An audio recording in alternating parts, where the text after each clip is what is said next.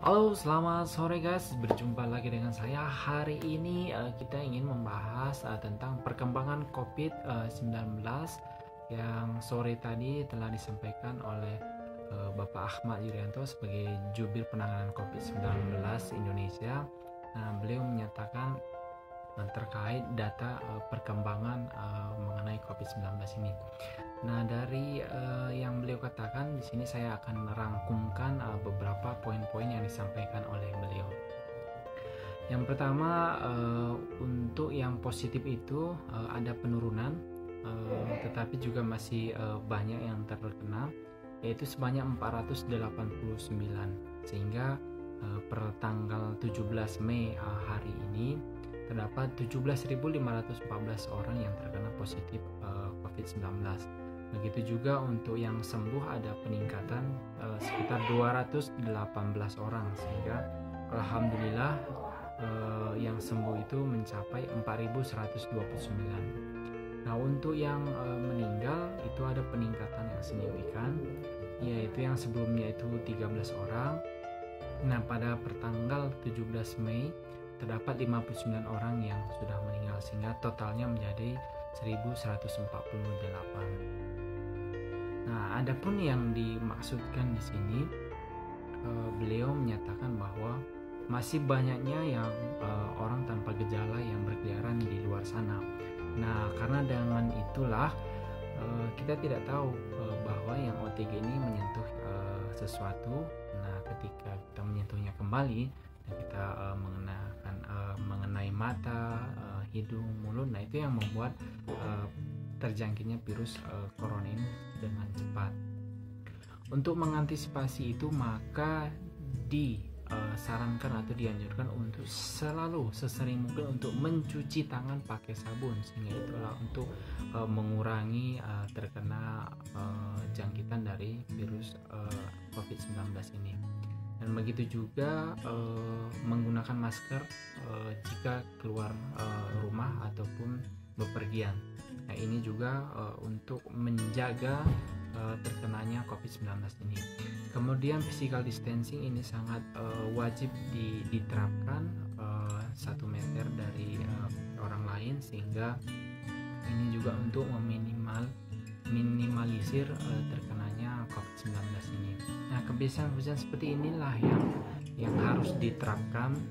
Begitu juga tidak berkerumun di luar sana, karena itu juga sangat besar dampaknya untuk terkenanya COVID-19 ini. Kemudian stay at home, tetaplah di rumah, tidak mudik walaupun keluar kota.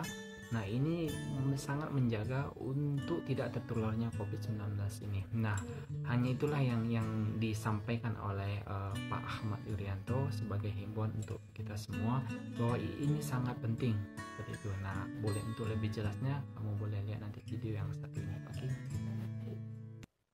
Saudara-saudara, kinerja data kita pada hari ini kita sudah melaksanakan pemeriksaan spesimen sebanyak 187.965 spesimen. Ini dilaksanakan dengan 2 metode, baik menggunakan real-time PCR maupun dengan tes cepat molekuler. Sudah lebih dari 10 mesin tes cepat molekuler yang beroperasional, dan pada hari ini sudah bisa melakukan pemeriksaan sampai sebanyak 980 spesimen. Ini dari sekitar 140.473 orang yang kemudian kita lakukan pemeriksaan. Hasilnya sebagai berikut, bahwa konfirmasi COVID-19 positif naik 489 orang, sehingga totalnya menjadi 17.514 orang. Kasus sembuh meningkat 218 orang, sehingga total menjadi 4.129 orang. Kasus meninggal 59 orang, sehingga totalnya menjadi 1.148 orang. Sudah 387 kabupaten kota yang terdampak di 34 provinsi. Akumulasi data yang kami miliki terkait dengan orang dalam pemantauan adalah 270.876 orang, sementara pasien dalam pengawasan adalah 35.800 orang.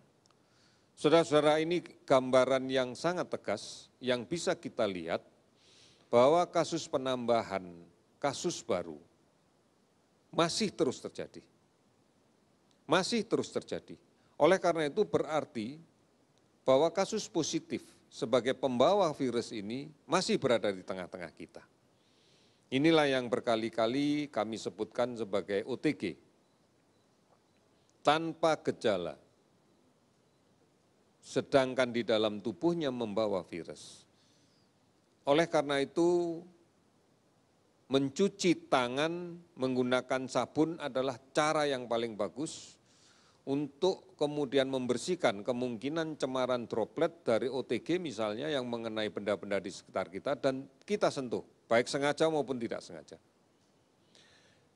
Kemudian kita melakukan menyentuh mata, menyentuh hidung, menyentuh mulut tanpa tangan kita cuci. Ini juga akan mempercepat proses penularan. Kemudian gunakan masker jika keluar rumah. Kita tidak pernah tahu siapa yang sakit di luar rumah. Oleh karena itu, gunakan masker. Dan kemudian segera ganti dengan masker yang baru pada saat sampai di rumah dan masker yang habis dipakai dicuci dengan menggunakan air sabun. Budayakan mulai sekarang untuk betul-betul bisa menjaga jarak fisik setidaknya 1 meter dengan orang lain. Ini adalah sesuatu yang baru yang harus kita jalankan.